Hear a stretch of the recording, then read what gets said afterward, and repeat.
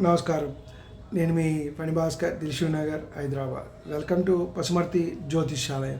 Please do subscribe my channel for more videos. Video నచ్చినట్టయితే like చేయండి, మీ బంధుమిత్రులు శ్రేయోభిలాషులకి కూడా షేర్ చేయండి.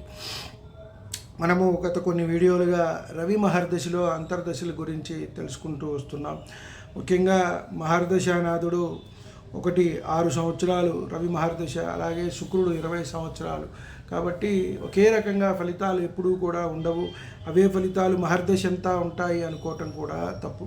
ఎందుకంటే అంతర్దశానాథులు మారుతూ ఉంటారు, వరుస క్రమంలో వస్తూ ఉంటారు. అలాగే వారు ఉన్న స్థానాన్ని బట్టి, వారు ఉన్న నక్షత్రాన్ని బట్టి నడిచే మహర్దశకు వారు ఎక్కడ ఉన్నారు, కేంద్ర కోణాల్లో ఉన్నారా, అలాగే లగ్నం నుంచి ఎక్కడ ఉన్నారు, ఇవన్నీ కూడా ఏ నక్షత్రాల్లో ఉన్నారు, ఏ రాశుల్లో ఉన్నారు, ఇవన్నీ కూడా మనం పరిశీలించాల్సిన అవసరమైతే ఎంతైనా ఉంటుంది.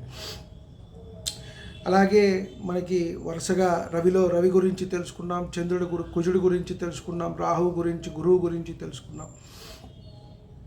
తర్వాత వచ్చే అంతర్దశ శని భుక్తి గురించి తెలుసుకునే ప్రయత్నం చేద్దాం ఈ వీడియోలో. ముఖ్యంగా శని అంతర్దశ రవిలో ఇక్కడ వీరి ఇరువురికి కూడా బద్ధ వైరంగా ఉంటుంది. ఇక్కడ మనం చూసినట్టయితే తండ్రితో చికాకులు ఎక్కువగా, పిల్లలకి ఎక్కువగా ఉండటము, ఒకవేళ మన తండ్రి ఉన్నట్టయితే తండ్రితో గొడవలు జరగటము, ఆ మూలకంగా ఇబ్బందులు, గవర్నమెంట్ పరమైన ఇబ్బందులు, ఇలాంటివన్నీ వర్క్స్ చేస్తుంటే మధ్యలో ఆగిపోవటం, కాంట్రాక్టులు చేస్తుంటే ఆగిపోవటం, ఇవన్నీ కూడా జరుగుతాయి. అదే కాస్త రవికి ఈయన మంచి క్షేత్రంలో ఉండి కొంత పర్వాలేదు లగ్నానికి అని అనుకుంటే కనుక దానివల్ల మంచి జరుగుతుంది. ముఖ్యంగా రవిలో శని భుక్తి అనేది, రవి అంతర్దశ అనేది 11 నెలల 12 రోజులు అనేది ఉండటం జరుగుతుంది. ముఖ్యంగా ఇక్కడ రవి నుంచి శని కేంద్ర కోణ ఏకాదశ స్థానాల్లో, ఉచ్చ స్వక్షేత్రాల్లో ఉన్నట్టయితే కొంత అనుకూలంగా ఉంటుంది. శత్రు నాశనము, శత్రువుల మీద మనము జయం చేస్తాము, మన కింద పనిచేసే వాళ్ళ మీద కూడా మనకి ఆధిపత్యం అనేది ఉంటుంది, మంచిగా పని చేయించుకోగలుగుతాము అని చెప్పని మనం చెప్పవచ్చు. అలాగే సౌఖ్యము, లాభము, వివాహాది శుభకార్యాలు, మిత్రుల వల్ల ప్రయోజనము, కార్యశుద్ధి, చేసే పనులన్నిటిలో కూడా లాభము అని చెప్పని మనము చెప్పవచ్చు. అలా కాకుండా 6, 8, 12 స్థానాల్లో, నీచ శత్రు స్థానాల్లో పాపగ్రహ సంబంధము కలిగి ఉన్నట్టయితే ఇక్కడ రవి శని కలిసి ఉన్నా కూడా కొంత ఇబ్బందిగానే ఉంటుంది. అలాగే మకర కుంభాల్లో కొంత రవి ఉన్నారు, శని వెళ్ళి సింహం, రవి స్వక్షేత్రమైన సింహంలో ఉన్నారు, కొంత ఇబ్బంది ఉంటుంది. తులలో ఉన్నారు, ఉచ్చపడతారు, అక్కడ మేషంలో ఉన్నారు, నీచపడతారు, కొంత ఆ రకమైన ఇబ్బందులనే ఉంటాయి.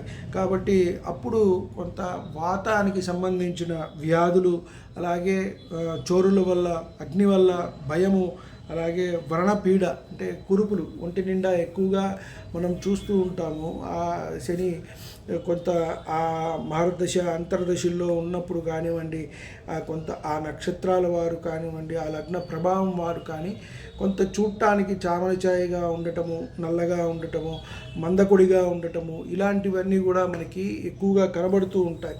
కాబట్టి బంధన యోగాలు కూడా ఉంటాయి, కలహాలు, అందరితోనూ గొడవలు, ఎప్పుడూ కూడా శత్రుత్వం. ముఖ్యంగా అంటే పితృలు ఎవరో ఒకళ్ళు దూరం అవటం, ముఖ్యంగా దూరం అవటం వియోగము అని చెప్పని మనం చెప్పవచ్చు. అలాగే బంధుమిత్రులు, తండ్రి తరపు వారు ఎవరైనా సరే మృతి చెందే అవకాశము, కార్యభంగాలు, స్థానభంగాలు కూడా ఉంటూ ఉంటాయని చెప్పవచ్చు.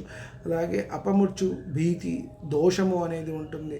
చక్కగా మృత్యుంజయ హోమము, జపము చేసుకోవటము, శివుడికి ఆరాధన చేసుకోవటము, అలాగే శివాభిషేకం చేసుకోవటము, నవగ్రహ దోష నివారణార్థం నవగ్రహాలకు ప్రదక్షిణాలు, స్తోత్రాలు, అలాగే కాస్త నువ్వుల నూనెతో శనికి అభిషేకము, రవికి యథావిధిగా గోధుమలు దానం ఇచ్చుకోవటం, శనికి నువ్వులు దానం చేయటం, తమ శక్తి కొద్దీ వారు చేసుకున్నట్టయితే, అలాగే తమకున్న ఇబ్బందులు బట్టి వారు చేసుకున్నట్టయితే కొంత ఆ ఇబ్బందుల నుంచి బయటపడతారు. నల్లని గోవుని కూడా దానం ఇచ్చుకున్నట్టయితే కొంత శని పీడ తగ్గుతుంది అని చెప్పని మనము చెప్పవచ్చు. అలాగే మీకు దగ్గరలో ఉన్న శివాలయంలో మాస శివరాత్రికి శివాభిషేకం, అది మంచిది. అలాగే విష్ణు సహస్రనామ పారాయణం, అది కూడా మంచిది. హయ్యెస్ట్ రెమెడీగా మనం చెప్పవచ్చు. ఇంట్లో విన్నా అలాగే మనం చదువుకున్న శివాభిషేకం ఇంట్లో చేసుకున్న గుళ్ళో జరిపించుకున్నా సరే ఎంతైనా సరే మంచి జరుగుతుంది అని మనము చెప్పవచ్చు. శక్తి ఉన్నవాళ్ళు వారి వారి దాన్ని బట్టి వాళ్ళు దాన ధర్మాలు చేసుకోవటం ఇవన్నీ కూడా చేయవచ్చు. వీడియో నచ్చినట్టయితే లైక్ చేయండి, మీ బంధుమిత్రులు శ్రేయోభిలాషులకు కూడా షేర్ చేయండి. సర్వేజన సుఖినో భవంతు. శాంతి శాంతి శాంతి.